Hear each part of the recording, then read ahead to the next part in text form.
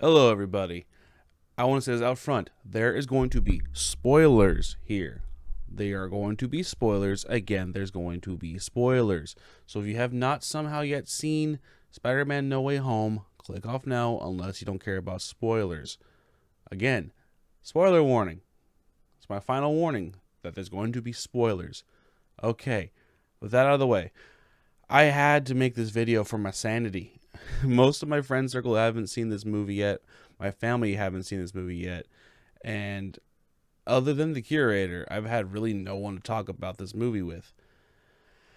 And containing myself was too much. Ever since I was a little boy, growing up with the Spider Man animated series, the original Spider Man game back on the PlayStation, playing all the games growing up, watching all the movies, Sam Raimi, Andrew Garfield segments, Tom Holland, all of them. I've been a Spider-Man fan my entire life, as far as I know.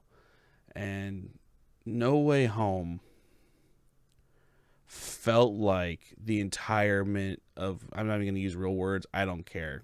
My excitement's kind of screwing over with my brain stem right now. But it felt like everything came flooding in to one masterpiece.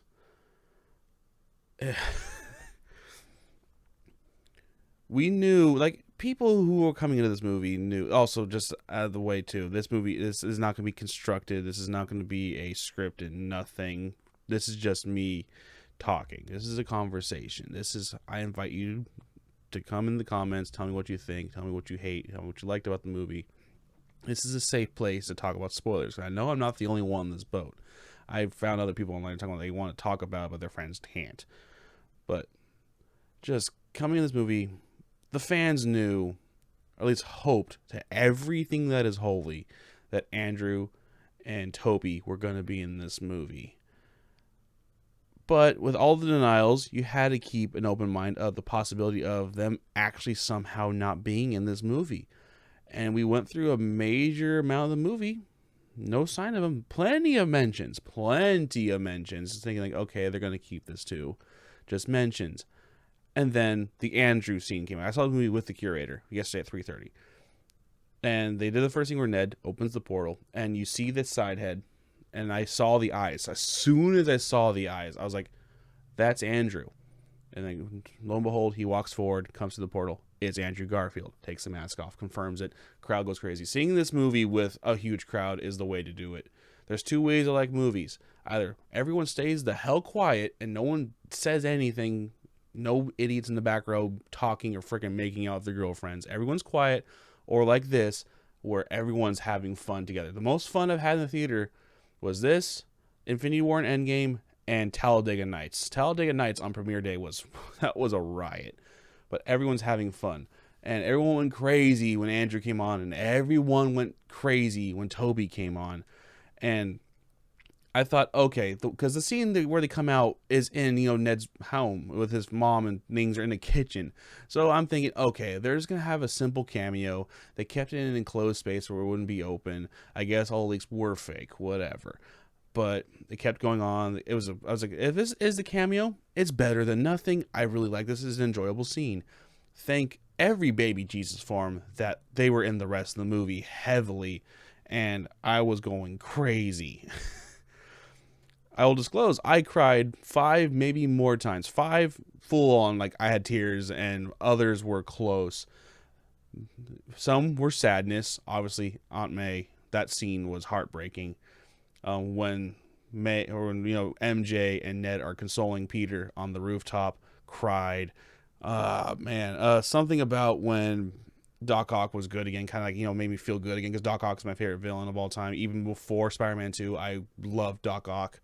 And that scene felt good, especially when he, later on, when, Peter, my dear boy, that whole thing was crazy. Other tears were of just hype moments of like nostalgia hype when all 3 Peters are swinging through together in synchronicity and they all land on the rooftop. That scene was magnificent. The great power becomes great responsibility. I wasn't even in a tear mode at that point, but it just like all kind of flowed forward again and kind of went, it's impactful. That's what this movie is. It's just impactful. There are flaws in the movie. Yes, the beginning pacing is a little funky. Things are kind of weird and things are kind of stupid sometimes. Like you question decisions and make you wonder like why are they doing this kind of stuff.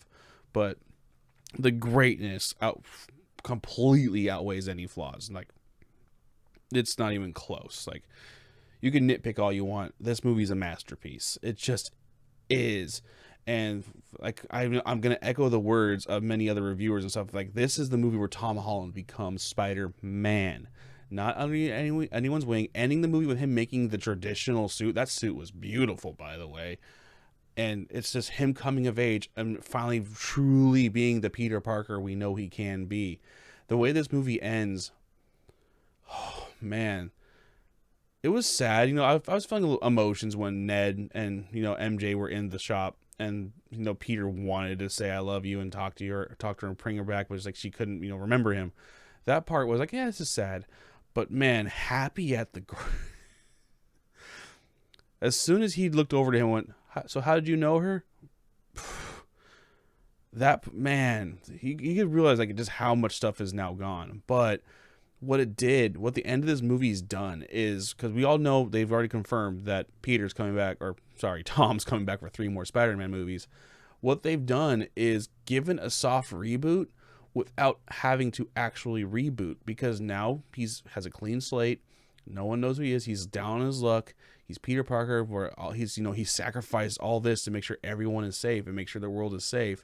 And he's just, he's okay with it. He's living his life. He's showing you that no matter how tough things can be, if you're able to persevere, it shows how strong your character is. And that's what Spider-Man's about. It's about fighting through adversity. It's about not always getting what you want. It's about putting others before you and just showing that you can fight through it. And that's what this movie's about. It's about persevering and fighting through. And even if you don't think you're responsible for something, showing that with great power comes great responsibility. And the villains of this movie, Doc Ock, his character arc was beautiful. Green Goblin coming back and being able to be the Joker of the Spider-Man universe. That William Dafoe killed it. He wasn't in the movie enough. I think he wasn't utilized enough, but when he was utilized, it was pure magic on the screen. Doc Ock, double crossing the villains at the end. They somehow thought he turned again, but no, he just turned around and ripped off Electro. Jamie Foxx. Anyone going to talk about how I'm buck-ass naked? That scene, I was dying. Jamie Foxx was amazing in this movie. And him finally coming full circle, talking to Andrew at the end and saying like, dude, you're not nothing. You're Max. You're brilliant. Them talking to each other and him finally realizing, I can be someone, and him being cool with Spidey at the end. And then, dropping the whole, I thought you were black. I guess someone there is a black Spider-Man. We all know Miles is in the Tom Holland universe. Miles has been talked about already. Charles Gambino, he plays Prowler. He's not Prowler yet, but that's who he is. And he, mentioned Miles. It's nuts. There's so much in this movie to talk about. Like I said, I'm not going to go off any script or nothing. I'm just kind of freeballing this. It's just a natural conversation. The mid-credit scene did confuse me and the curator quite a lot, saying, why did you bring Tom Hardy here? Well, and just to have him disappear again. And then, of course, they show the little symbiote bit on the table. But that's kind of cheap. But at the same time, it gives the symbiote a way to get into this world. And he's going to come forward. And I know there's rumors of them wanting to do Secret Wars, and that perfectly sets up Secret Wars and gives us another chance to have the Spider-Man come back. This is not, I'm calling this now. This is not the last time we're seeing Andrew and Toby in these movies. They're going to come back.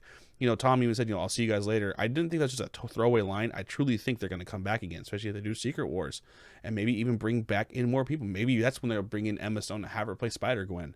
They'll do something. But we were confused because we're like, okay, so Tom Hardy left because when they reversed the spell, he left because he now knew who Peter was. He knew he was Spider-Man, so that's why he went back. But how did he get brought in? I was theorizing about the hive mind thing. I was like, but I don't know if it's multi-universal. Thankfully, New Rockstars dropped their video on the day of this recording talking about it, and they replayed the scene again. I actually just picked up Carnage on Blu-ray, but they saved me time. I haven't watched the post-credit scene where Venom straight up said the universal hive mind, the multi-universal hive mind. So one of the connections knows about Peter, which makes me wonder is if the venom of that universe's brain was connected to the hive mind somehow. And if that's the case, that's how the Venom symbiote would have known through approximation. Now, it would have been funny. I agree with some people saying it would have been great. I kind of wanted this too. For Topher Grace to at least be in this movie somewhere, have the crappy Venom come forward, even though he had some perks. He looked kind of neat, but way too tiny. But I wanted to see Topher. That would have been funny. So they brought Sandman in, which makes me wonder if they offered Topher and Topher went, hell no. I can see that being the case. He loves lamps too much. And then, of course, the final post-credit scene, which wasn't a post-credit scene. Well, there's a post-credit scene, a bit of it, and there's also a full-ass trailer. Oh, man. Oh, what else can we talk about here? Peter almost snapping, Andrew confirming, like, after his bit, like, I guess it's his way of saying, you canceled my universe, so I went ape shit and started killing the villains instead. He's no longer Peter Parker. He's just Spider-Man. And he's Spider-Man who doesn't hold his punches. And Tom was not holding his punches against Goblin. You could tell right off the bat when he did that first punch and shield and it went through the shield. That's when you knew, okay, he means business. Because you got to remember, in that scene, he wasn't wearing the Iron Spider armor. He was just wearing a normal suit. And his full force still punched through that. So that's how you knew he was not holding his punches. Man, Goblin going full Goblin in that scene was magnificent. What else can we talk about? What else do you get off my chest? That's what this video really is. I needed to vent and talk about this amazing ass movie. Let's see. The scene of the villains talking about how they don't want to die when they're all in jail, just normal talking. That was fun. The best scenes of the movie is when the three Spider-Man are just bantering back and forth. That was just their conversations talking about, Toby's webs, talking about how he has real webs and the other two have synthetic. That was great. The fact they put other than the dancing meme, every single meme is present in this movie. As soon as they started doing the finger pointing, it was great. Toby's back hurting, awkward ass cracking the back scene. Man, I had a smile on my face the entire once the Universal split happened, once Doc Ock was on screen, I was smiling the entire time because Spider-Man 2 was my favorite superhero movie of all time. This one has replaced it, which I feel like it's a rightful one to do so because it has the characters in it, and then it has all the characters you love, some you didn't love, but you feel could do right, and they did them right. Sure, the Lizard didn't have a good rebuttal, but he was humanized. Him talking, Max, do I die? And Sandman coming in, he wasn't bad guy. Sandman wasn't a bad guy. He was just, people were criticizing the scene, like, why did he turn? You got to realize, how would you feel if you got sucked out of your universe? You're close to getting to see your daughter again, and you get ripped out of your universe. That would confuse you too. And then the Spider-Man you think is your Spider-Man who you're protecting is not the Spider-Man and then they're talking about, we're going to send you back to die. I'd flip. It was, he's unstable. They're all unstable humans. Keyword being humans. It's, and the fact they're able to cure them all at the end. Part of me, I'm glad it didn't happen. Part of me kind of wanted Toby to go out when he got stabbed by Goblin. That'd be like, holy shit. They did it. But the scene they went with was a good payoff of comedy. You're hurting, aren't you? Oh yeah. He's right. He has been stabbed before. It's like only the storyteller would be kind of like wish they went through with Toby dying there. It would have been kind of like, a send off for him, a heroic send off. But the Spider-Man fan of me also is just glad he's still around. Granted, with the way the logic of the spell would have goes, they could have just got another one from the farther in the past. Pastor Boy, Tobey Maguire. But guys, yeah, if I have something else, we'll have conversations in the comments down below. So let me know down below what you thought of this movie. If you want to talk about some points I missed, I know I missed them. There's no way I could cover everything in this video. That's just impossible. But let me know down in the comments. Let's have a conversation. Man, it's a safe haven. Spoilers away. The people who did not want to be spoiled should have been long gone. And if they were stupid enough to scroll down into the comments, that's on them. You have a little window where you can scroll down into the YouTube comments and not see comments.